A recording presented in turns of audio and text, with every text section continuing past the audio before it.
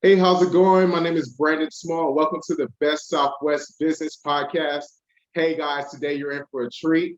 Our special guest is a 2007 DeSoto High School alumna. She became one of the youngest women ever elected to the DeSoto Independent School District Board of Trustees at the time. She was also named a Dallas Business 40 Under 40, co-founder of Project Edge, and the owner of Akkomplished Experience. Ladies and gentlemen, welcome Dr. Tiffany Clark. As business owners, we are always pushing ourselves to take our business to the next level. But for some of us, we struggle with having balance in our marriage and family life. It makes you wonder, can you have a great business and a great life at home with those that you love? That's the question, and this podcast has the answers. Welcome to the Best Southwest Business Podcast.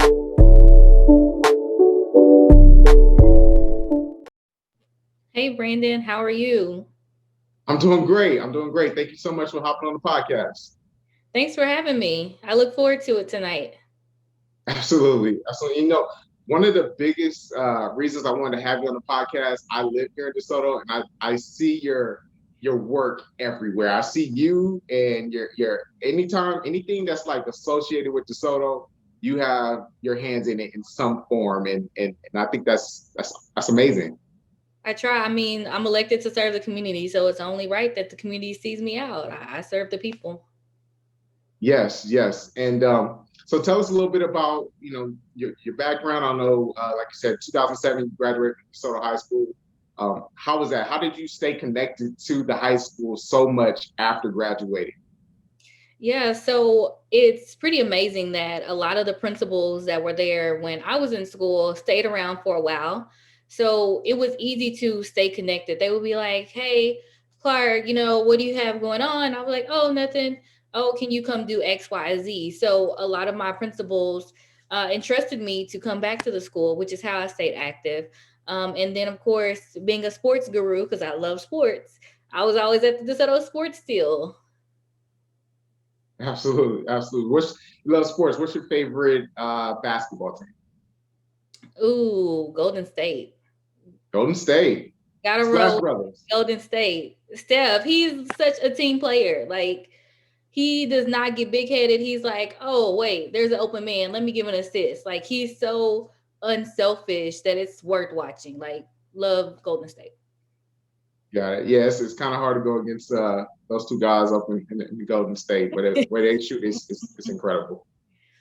But so let's hop into you being one of the youngest women ever elected into the DeSoto Independent School District Board of Trustees. So tell me, like, how did you get started with that? So I was connected again to the school already, and I felt like instead of complaining, because at the time DeSoto was going downhill, which you a resident, so and I was like, everybody's jumping on the bandwagon. DeSoto's this, DeSoto's that, but are we gonna keep complaining, or is somebody gonna step up and do something about it? So I was like, you know what, it's time to take action, do what I can.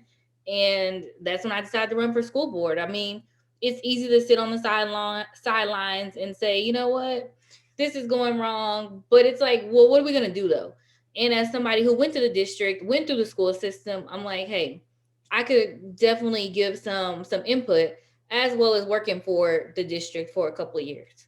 So it was like, hey, I have the knowledge of what it was like to be a teacher in DeSoto, student in DeSoto. What else? Like, those are the things, homegrown DeSoto. Those are the things you need on the board. People who've been here, we've seen the changes from back in the early 2000s to where we are now. It's been a change. So it was important for me to dive in and try to make a difference. Absolutely, you definitely have. Like I said, we see you everywhere. You're involved everywhere. You're keeping us up to date about what's going on in the city and here throughout the Best Southwest. So we absolutely appreciate all that you do. Thank you. Yeah. So tell me a little bit about the Dallas Business Journal 40 under 40. Like, how did you get involved with that? How does that process work? So actually, you have to be nominated by a former person who made Business Journal 40 under 40. So I was lucky enough to be nominated. I still don't know who nominated me. But I'm definitely ecstatic about it because that means somebody was paying attention to the work that I was doing in DeSoto. And it was funny because I was barely turning 30 when I received that honor. So it was like under 40, but yeah, Tiffany's turning actually, I think when I learned of getting the recognition, I was still 29. But when by the time we had the ceremony, I was actually 30. So it was Wow. like, wow. And as somebody who you talked about being the youngest, and that's always a stigma, right?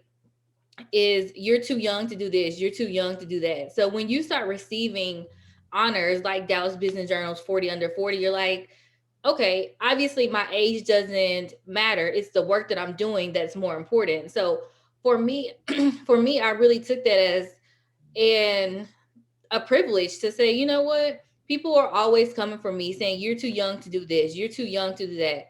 Why do you have to do this? Like, why can't you wait your time, quote unquote?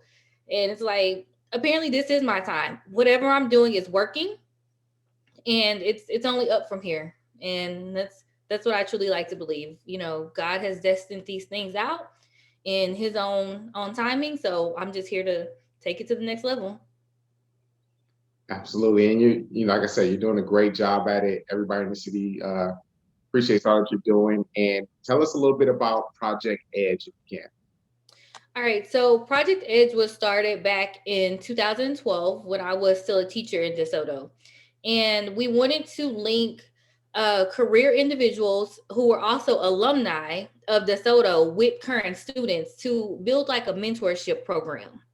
And the idea was strictly because we always had alumni return day to where we were able to network with, previous alumni, the students, and connect the students, but they didn't get to really see us in our career pathways, in our career light. They didn't have the opportunity to talk to us longer than a class period time, 60, 90 minutes, whatever it was at the time. So it's like, how can we do this on a different level with students who are in that at-risk population and Yeah. truly give those students leverage? Because we always give our A honor roll students attention, right? But those C students, they're often left out of the conversation simply because nobody really wants to be hassled with them. So for us, it was important to change the narrative. And our focus was building that group of students with career professionals so they would have a mentor and go into whatever profession. So the target audience was definitely C students who were considered at risk that we received from the counselors and paired them with a successful alumni person for them to be able to have that person to leverage, to garnish opportunities from and be able to walk in the pathway. Because people have this misconception that people from DeSoto aren't successful because of all the things that you hear in the media, which are 95% incorrect. But Right. it's, hey, we have engineers, we have doctors, we have lawyers. If you think of a profession, we have it represented here in DeSoto. So I wanted our students to truly understand whatever you want to do, you're in the right spot. DeSoto can definitely get you there without a doubt. Yes, you're gonna have to put in the work, but the networks are established to give our students exactly what they need. Yeah. So I think that's a great opportunity, like you said, to kind of focus in on some students that, like you said, may not be the A type students, but still need the assistance. Sorry, we had some technical difficulties. Let's jump back in. Or actually, let's go back. So you said you used to be a teacher. What grade were you a teacher for? Eighth grade science at Eighth DeSoto. grade science. Okay. Okay. I'm sure that was an experience. Eighth graders are different. They're definitely in that hormonal phase, right? So they want to be grown, but they want you to treat them like kids. So it's really finding that balance to say, all right, you want to be grown. So today I'm gonna treat you like you're grown, but understand that means you can't start whining to me either. And it's like, well, what do you mean, miss? I'm like, hey, if you want to talk to me crazy and I talk back to you crazy, then understand that's the level we're going to be on. But if you respect me, I'm going to respect you. So I didn't have problems with my students. We established that the first day of school. Hey, if you want a crazy teacher, act crazy in my room. If you want a normalized teacher, do what you need to do. And I can honestly say my students from DeSoto, I'm still very connected to my first and second year students. So obviously I did something right, whether they was talking to them crazy one day or being normal. But I realize it's always the students who you have to talk crazy to, who you have the best relationship with, like, hands down. And those are truly the students who worked my campaign in 2017 and in 2020. So, I mean, it was definitely an honor for them to say, because they were able to graduate. My first year students was my first graduating class on the board, so they were old enough to vote. Wow. So that in itself, to have all of them working my campaign, spoke volumes to me. And I was like, oh, I thought you said, yes, miss, but your class was the hardest that I had. And I'm like, no, that's not good. But, if it instilled some things in you, good. So now they like I said, they worked my campaigns both time. And it was definitely good to catch up with those students and see that they're on track. Most of them have graduated now, which made me feel really old. And the other group is in line to graduate this year. So definitely I look forward to their graduation announcements, and hopefully the world is open enough for us to be able to partake in some activities with them. Absolutely. I like how you say, from that first day of school, you had to, set the expectations of what was going to happen in that classroom. And I did. It was very much like, hey, I can be the crazy teacher who drops this book on the ground to get your attention, or I can just stand here and say, I need y'all to focus. Which one do you want? And honestly, half the time I could just stand there. Every now and then you have that one period where you have to drop the book, but other than that, they would be like, oh, we might want to pay attention. I'm like, thank Gotcha. All right. So on top of everything that you're doing, you also are a business owner. Tell us a little bit about your business. What do you do? Yes, so I started Accomplished Experience actually February the 15th last year. I actually branded it to an LLC. And, I do beauty products. So I included my Mary Kay business as well as my custom T-shirts and my desserts all under one umbrella. And so it's Accomplished Experience, where custom beauty desserts and teas meet for that accomplished experience. And I say that because it's a one-stop shop. I have a lot of people who will call and say, hey, I need some Mary Kay products, but I also need to come pick up a T-shirt. So it's being accessible for my customers, just like, honestly, the desserts as well. It's like, hey, I'm coming to are you baking today? And it's like, no, okay, well, when you do bake, can you have my Mary Kay order ready, my T-shirts ready, and my cookies? Because I'm coming all at once to get everything. It's like, sure, I'll have it all ready. But it was more or less Mary Kay kind of fell into my lap. I was in the transition phase, and my cousin was a director for Mary Kay, and she said, hey, I think you'll be great at this. And I was like, oh, great, because I'm getting ready to quit my job anyways. So I really did. I quit my job because I needed to finish doctoral school. And being a counselor, there was no way that I was going to be able to do the beginning of the school year task as well as finish my dissertation. And it was important for me to say, you know what, I know what my goals are and I'm ready to be done with this and get over this. So I ended up quitting my full-time job, picked up Mary Kay full-time, and it was great. I mean, like I said, I don't do it as much as I was doing it then because I didn't need it for my full-time income, but it definitely got me through 6 months of a full-time income replacement. So I tell anybody, if you're on the fence about it and you work the method fully, you'll get your income plus more. It just depends on how much work you want to put into it. But that's the entrepreneurship business, right? So I really like the skincare conversations and talking about makeup and lipstick. So those things are exciting to me. So it only seemed right to pick up the Mary Kay trade. And then the T-shirts came about because my line sisters and I were always ordering T-shirts, and they were like, "Oh my gosh, we're tired of paying $25 for these shirts." Da da da. They was like, "Tiffany, you're so crafty. Figure out how to work this stuff." Okay. And I did it. That's how I started doing T-shirts. Was literally my line sisters were like, "We need you to pick up this talent because you do everything else." And I did it. So now when we need our T-shirts, they just order them from me. So it's great. And then desserts, I've always done cooking and desserts as a kid. My grandmother was the person who I would bake for a lot, and growing up, it's who I would bake with. So I've been baking a long time, but it wasn't until I want to say 2019 where I was like, you know what, let me start selling these desserts. And it was right after my grandmother passed, which, it was a very sad time for me. But when I would go in the kitchen and start baking, I could feel her presence. Yeah. It was a calming spirit that came over me. So I was like, you know what?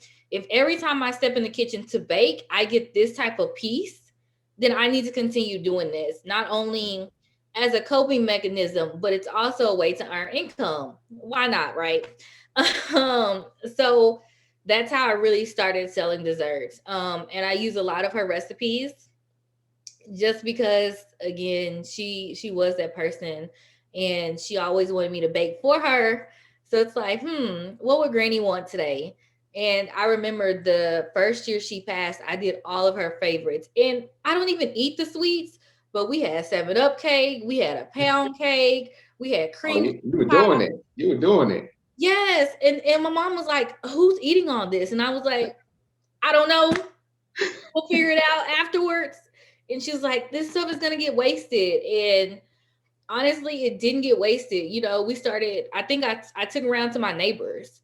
I was like, "Hey y'all, it's Mother's Day. Here's some dessert for y'all," and things like that. But it was truly, you know, a time for me to cope, and I got good reviews from my neighbors, and I was like, okay, if my neighbors like it, because they'll tell me they've known me a very long time. All So right. I was like, you know what, let's do this. And I launched, Accomplished Experience to be able to bundle all those things and give customers that one shop stop experience. Tongue twister. Gotcha. Gotcha. I think one of the big takeaways I took from that was how you said, you kind of quit your job and then got started with the Mary Kay, and it was like right there around that same time. And I know for a lot of business owners, there comes a point when you have to go ahead and take that next step or take that leap of faith. So I think, going through that, is definitely inspiring, because a lot of people, even for myself, I'm not from DeSoto. Here's the funny story about me and DeSoto. So I'm from California. I'm from LA, and I saw this YouTube video of this family. It was like a news story, and it was of the city of DeSoto, and I was like, this looks really nice. And then my friends, he lived up in Plano, and I called him, hit him up. Hey, what you think about DeSoto? He was like, oh man, it's beautiful. It's I think it's somewhere that you might like. So we came out to visit for that first Juneteenth in 20. Well, we came out multiple times, but the Juneteenth 2016, because my son was just born, and I saw how the community was all together. It was here at the park, right off Grimes Park, right off of Wintergreen, and it was just an amazing experience. I was like, you know what? I can see myself raising the family and growing a business. But going back to the business side of it, I didn't know anybody in DeSoto. I didn't know anybody in Dallas County, like I said. So it was a challenge, but it was that leap of faith. And it was, saying, hey, I'm gonna go out there, I'm gonna do what it takes, I'm gonna work hard. Like you said, it's the work that you put in that really helps you build the business and believe in yourself and take care of your clients and be full service. So if somebody has a need for T-shirts, or somebody has a need and you want to have the cookie business, or in my business, if somebody's looking to have me do extra things on top of helping them buy and selling houses, it's like, we do what we got to do to make sure our customers are happy. And also something that makes us happy as well is by helping people. Right. And I think, we have to understand that if you really want to do the entrepreneur lifestyle, you have to be willing to take risks. So many people, get caught up in, I don't want to take that risk, or I want to depend on my family. And for me, the hardest thing was, I was like, oh yeah, I'm about to do Mary Kay. I have so many family members. Everybody will host a party for me, give me clients, and then all of my family was like, I don't want to do that. I don't want to do that. So I was like, okay, great. Let me find some other people.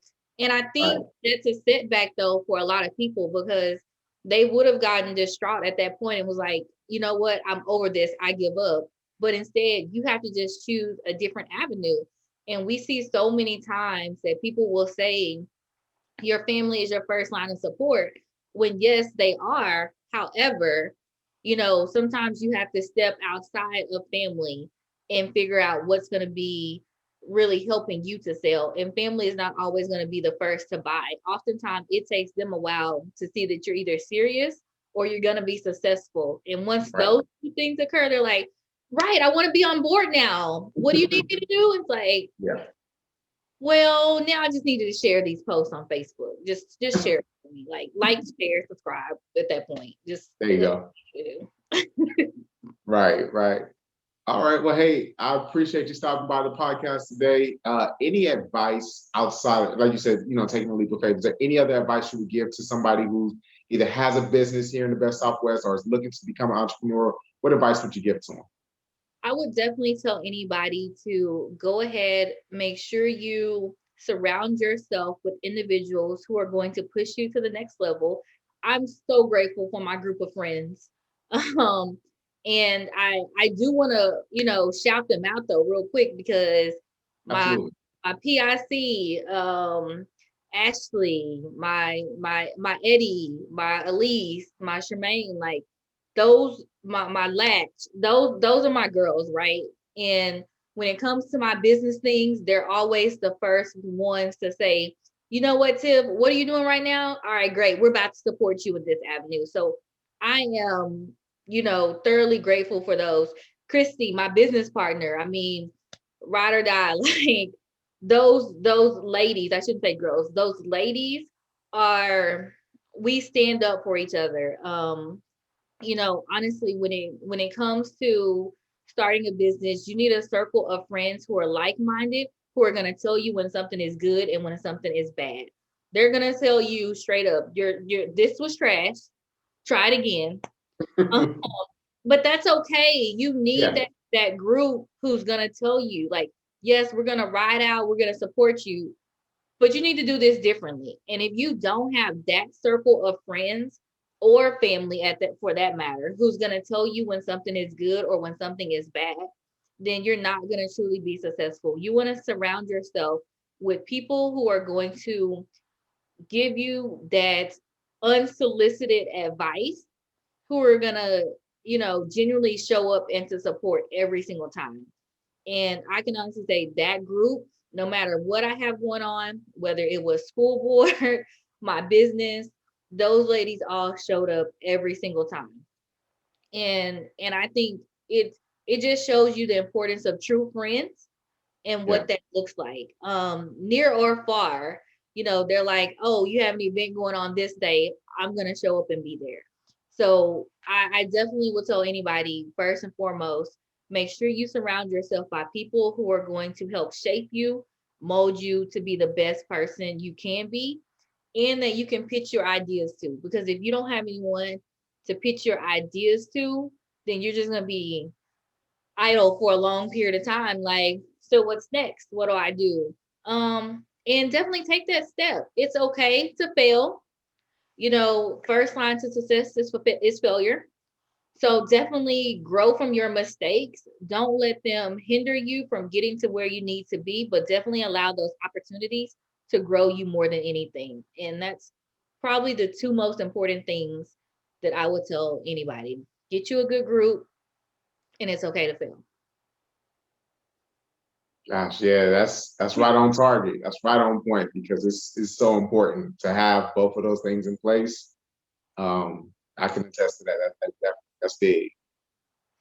So, So one other thing I want to plug in is we do have a small business showcase coming up on March 27th.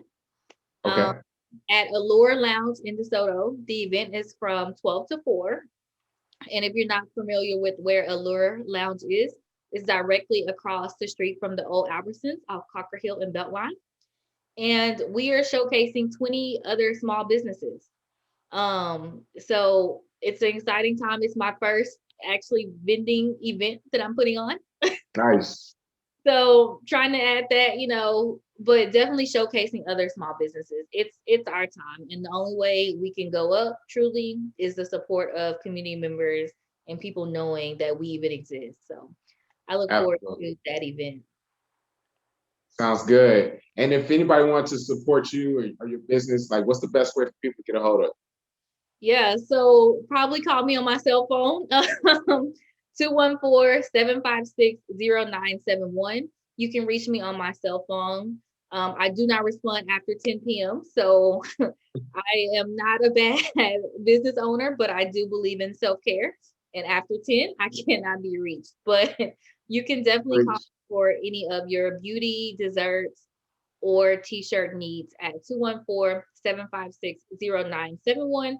Or you can visit my website, AkkompliskedExperience.com.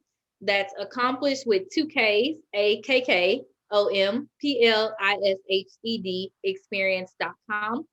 Or you can follow me on Instagram at Akkomplished Experience, or on Instagram, I have 2 Instagrams, right? Or Dr. Tiffany C for DeSoto. Either one of those platforms will definitely get you access to me. Dr. Clark, it's been a pleasure. Thank you so much, and wish you nothing but continued success. Thank you, Brandon, for having me, and same to you and your family. Thank you. For tips and resources on how you can grow your business, visit www.bestsouthwestbusinesspodcast.com. Hey, let's make it happen.